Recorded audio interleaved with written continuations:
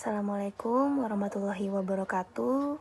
Perkenalkan, nama saya Jihan Taswina Aprilia dari KM 102 mata kuliah ICT Literasi. Di sini saya mewakili teman-teman saya dari kelompok 3 dalam pembukaan video pemaparan kali ini. Untuk materi penelitian dari kelompok 3 ini terdiri dari 7 bab pembahasan yang tentunya nanti akan dibahas oleh masing-masing dari saya dan juga teman-teman saya. Materi di sini yang terdapat itu pendahuluan untuk bab 1, yang kedua ada tinjauan pustaka, yang ketiga ada metode penelitian yang kami buat, yang keempat ada output dan pencapaian terhadap penelitian kami. Yang kelima ada jadwal penelitian yang kami lakukan kapan dan di mana. Yang keenam ada daftar pustaka. Dan juga yang terakhir ada bab 7, yaitu tentang daftar riwayat hidup dari anggota kelompok 3. Untuk judul penelitian yang kami ambil kali ini yaitu penggunaan media digital dengan bijak dan baik untuk anak-anak usia sekolah dasar. Yang pertama di sini ada latar belakang terhadap penelitian yang kami buat. Penelitian kami ini dilatar belakangi oleh penggunaan media digital yang semakin marak digunakan. Bahkan penggunaannya itu tidak memandang batasan usia. Anak-anak balita pun sudah mulai dikenalkan oleh media-media platform digital terkenal seperti saat ini yaitu YouTube. Seolah-olah media digital ini tuh sudah menjadi sebuah kebutuhan primer bagi masyarakat umum di Indonesia. Maka dari itu, diperlukannya pengawasan serta bimbingan dari orang tua maupun dari seorang guru terhadap penggunaan media digital untuk anak-anak usia di bawah umur. Berikut ada rumusan masalah dari penelitian yang kami buat, yaitu yang pertama, bagaimana sih pengaruh pada perkembangan kondisi baik dari segi mental dan fisik pada anak usia dini terhadap penggunaan media digital saat ini. Yang kedua, sejauh mana orang tua dan tenaga pendidik di sini yang kami maksud adalah guru pada anak SD dalam membimbing anak-anak usia dini untuk menggunakan media digital dengan baik. Adapun tujuan masalah atau tujuan dari penelitian yang kami buat yaitu untuk melihat dan mengetahui bagaimana cara orang tua dan tenaga pendidik dalam membimbing serta mengawasi perkembangan mental dan fisik seorang anak pada penggunaan media digital saat ini. Selanjutnya ada manfaat penelitian yang kami buat. Yang pertama itu untuk menambah wawasan dan pengetahuan tentang pemanfaatan media digital yang bijak. Yang kedua, memberikan pengetahuan juga bagaimana cara membimbing dan mengawasi anak dalam penggunaan media digital. Yang ketiga, memberikan informasi yang dapat diterapkan untuk langkah-langkah dalam menghindari efek negatif penggunaan media digital. Baik, untuk pemaparan video selanjutnya akan dilanjutkan dengan teman saya yang lain. Baiklah, pada kesempatan kali ini saya mendapatkan kesempatan untuk menjelaskan terkait tinjauan pustaka.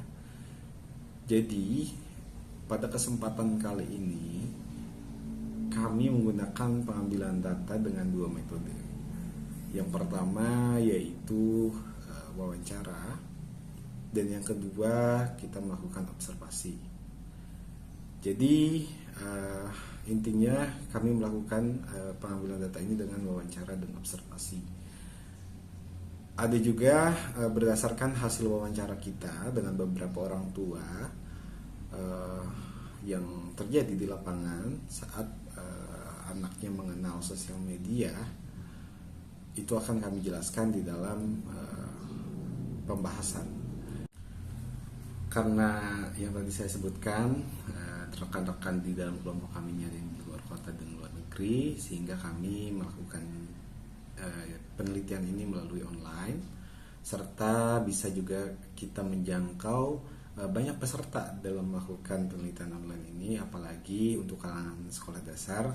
Hal ini bisa menjadi hiburan buat mereka gitu, karena bisa belajar sambil bermain di rumah pada saat kami melakukan metode penelitian ini. Seperti itu teman-teman semua. Baik, dari saya terima kasih. Wassalamualaikum warahmatullahi wabarakatuh. Penelitian, jenis dan pendekatan penelitian. Pada penelitian kali ini menggunakan media secara online, karena waktunya yang fleksibel, bisa dilakukan di mana saja, dan bisa menjangkau banyak peserta. Apalagi untuk kalangan anak SD, hal ini bisa menjadi hiburan mereka, karena bisa belajar sambil bermain. Sumber data yang kami gunakan adalah sumber data primer dan sekunder. Sumber data primer meliputi para peserta didik anak SD, pengisi materi, sambutan dari ketua pelaksanaan. Sumber data sekunder kami peroleh dari sesi diskusi, tanya jawab, permainan games bagi para peserta, keaktifan dari peserta. Subjek dan objek. Subjek pada penelitian kali ini kita fokuskan kepada anak-anak SD yang berusia sekitar 10 sampai dengan 14 tahun.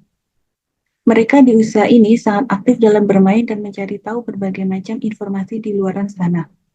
Objek penelitian kami kepada para siswa SD yang akan disampaikan oleh para pemateri yang sudah ahli di bidangnya. Oke, saya di sini akan menjelaskan sedikit tentang variabel penelitian. Nah, setelah saya melakukan penelitian dan wawancara terhadap salah satu orang tua, saya dapat menganalisa bagaimana respon orang tua terhadap penggunaan media massa pada usia sekolah dasar. Menurut orang tua tersebut, penggunaan media sosial pada usia sekolah dasar sudah tidak bisa lagi dipisahkan dari kehidupan anak-anak. Bahkan, usia anak sekolah dasar pun lebih pintar penggunaan media saat ini. Akan tetapi, orang tua harus bijak mengatur dan mengarahkan waktu untuk bermain gadget.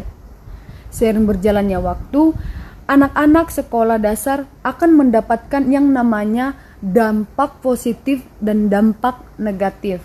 Nah, apa aja itu dampak negatif dan dampak positif?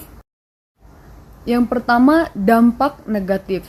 Dampak negatif yang paling berpengaruh bagi seorang anak SD ialah kesehatan, baik itu secara fisik maupun mental anak. Jika orang tua lihai dalam hal tersebut, anak-anak akan mengalami kecanduan bermain HP dan mengakibatkan terganggunya fisik dan mental. Maka dari itu, orang tua harus bijak dan berperan aktif dalam mengontrol penggunaan media massa pada sekolah dasar pada era modern ini. Oke, sedangkan dampak positif yang didapat oleh anak sekolah dasar dalam penggunaan media sosial yaitu mendorong atau dapat mengekspresikan diri dalam penggunaan media massa. Nah, orang tua dapat memilah atau memperlihatkan video sesuai usia anak tersebut. Nah, supaya anak banyak belajar mengenai contoh, cara bersikap dengan orang yang lebih tua dan dapat menguasai kosakata yang lebih luas lagi. Oke, setelah saya mencari tahu dampak negatif dan dampak positif dari bijak menggunakan media massa pada usia sekolah dasar, menurut beberapa orang tua, anak sekolah dasar harus dikontrol dalam penggunaan media massa. Maksudnya ialah boleh memainkan HP tetapi untuk melakukan hal-hal yang penting saja. Karena orang tua yang bijak akan mengatur dan mendisiplinkan anaknya untuk lebih berhati-hati dalam penggunaan handphone atau gadget masing-masing. Next. Menurut pendapat orang tua yang lainnya, akibat dari kurang diperhatikannya seorang anak SD dalam penggunaan sosial media, anak SD bisa juga menjadi sumber konflik dalam rumah tangga, seperti perbedaan pendapat, pertengkaran, dan yang lainnya. Nah, maksudnya di situ ialah orang tua harus sejalan dalam mendidik anaknya atau mendisiplinkan anaknya dalam penggunaan sosial media, seperti memilah atau memilih video atau konten apa yang cocok untuk dipertontonkan untuk usia anak sekolah dasar. Nah, seperti dari cara anak berbicara tidak sopan, tingkah laku yang buruk cepat ditiru dari sosial media. Itu adalah salah satu dampak buruk yang paling berpengaruh untuk sekolah dasar. Oke, sekarang saya akan menjelaskan output dan pencapaian dari metode penelitian ini. Output yang diinginkan dari program literasi TIK ini diharapkan dapat menghasilkan hal-hal sebagai berikut.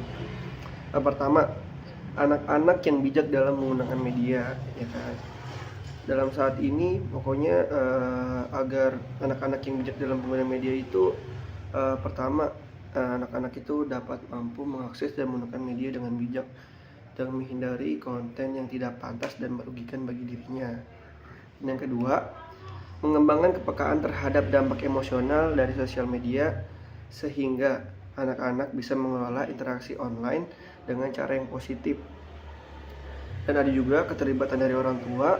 Orang tua harus terlibat aktif dalam mendukung pembelajaran literasi dalam pembelajaran TIK ini.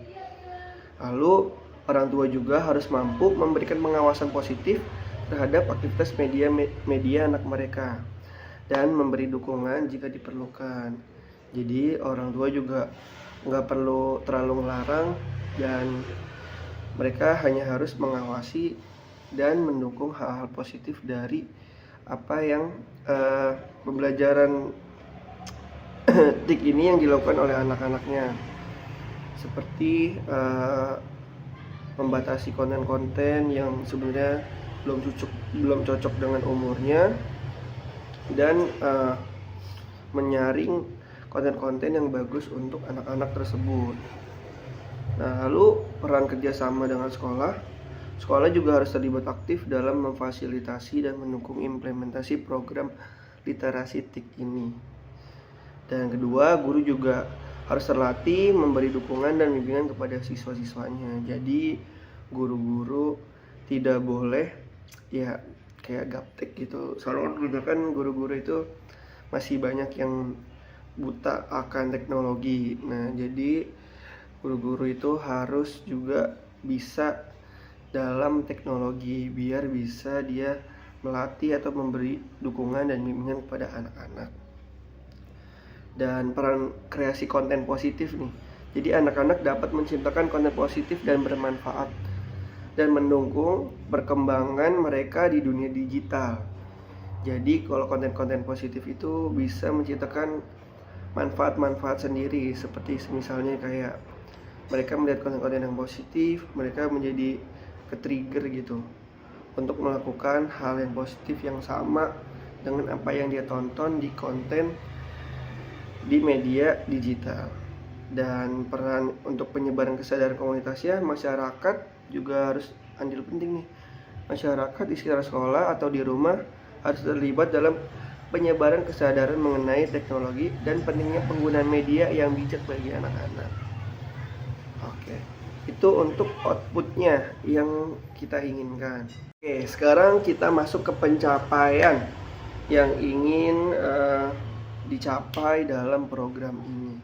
Jadi pencapaian jangka panjangnya adalah yang diharapkan dari program ini adalah generasi yang bertanggung jawab. Generasi yang bertanggung jawab itu adalah anak-anak menjadi generasi yang bertanggung jawab dalam menggunakan teknologi dengan media yang positif, dan dia tahu media negatif, jadi mereka bisa menyaringnya gitu. Dan mampu berperan sebagai agen perubahan positif dalam masyarakat digital. Jadi jangka panjangnya mereka bisa bertanggung jawab dan mereka mampu berperan sebagai agen perubahan positif dalam masyarakat digital. Di dalam banyak hal-hal di media itu, konten-konten yang negatif, mereka bisa menjadi agen perubahannya, kayak gitu. Jadi istilahnya kayak reformasi mentalnya lah di media digital. Dan untuk yang kedua, pencapaian jangka panjangnya adalah anak-anak bisa berpartisipasi dalam masyarakat digital. Apa sih masyarakat digital itu? Masyarakat digital itu anak-anak memiliki keterampilan untuk berpartisipasi secara positif dalam masyarakat untuk menggunakan media pembelajaran, pekerjaan maupun hiburan gitu. Untuk yang keduanya, mampu mengenali peluang dan tantangan di dunia digital untuk mengoptimalkan potensi. Jadi intinya tuh PCP jangka panjang itu anak-anak bisa berketerampilan, bisa kreatif dalam hal yang positif, menggunakan media, ya kan. Mereka yang tadi saya bilang mungkin menciptakan konten-konten positif agar apa yang ditonton sama orang lain tuh bisa menjadi hal yang positif juga, dan mereka juga bisa tahu gitu, bisa membuka peluang dari hal digital ini, seperti dia mungkin melihat lowongan pekerjaan atau melihat lowongan pendidikan di luar negeri yang bisa membuat dirinya dia tuh menjadi upgrade gitu. Dan ketiga, ada pencapaian jangka panjangnya itu penurunan risiko keamanan digital. Penurunan risiko keamanan digital itu peningkatan kesadaran anak-anak terhadap risiko keamanan digital, mengurangi kemungkinan cyberbullying dan eksploitasi online, dan berkembangnya sikap waspada dan kehati-hatian dalam berinteraksi online. Jadi pencapaian jangka panjangnya diharapkan anak-anak ini bisa menjadi peningkat kesadaran untuk mengurangi kemungkinan cyberbullying yang sekarang lagi marak di masyarakat. Dan dia juga bisa menjadi waspada dan hati-hati dalam berinteraksi online. Dan dia bisa ngasih tahu gitu ke teman-temannya harus berhati-hati dalam menggunakan media. Lalu pencapaian jangka panjang yang saya dan teman-teman ingin capai itu pengembangan ekosistem pendidikan digital. Jadi sekolah menjadi pusat pengembangan literasi, menciptakan ekosistem pendidikan digital, mendukung pertumbuhan kompetensi digital dan anak-anak. Lalu pencapaian jangka panjangnya adalah partisipasi aktif orang tua. Jadi orang tua terlibat aktif dalam kegiatan digital anak-anaknya dan membangun hubungan dengan teknologi di rumah. Lalu membentuk komunitas orang tua yang mendukung dan berbagi informasi terkait literasi teknologi. Jadi pencapaian jangka panjangnya itu sangat benar-benar kompleks. Jadi itulah yang saya inginkan, output dan pencapaiannya dari penggunaan pembelajaran TIK ini, kayak gitu.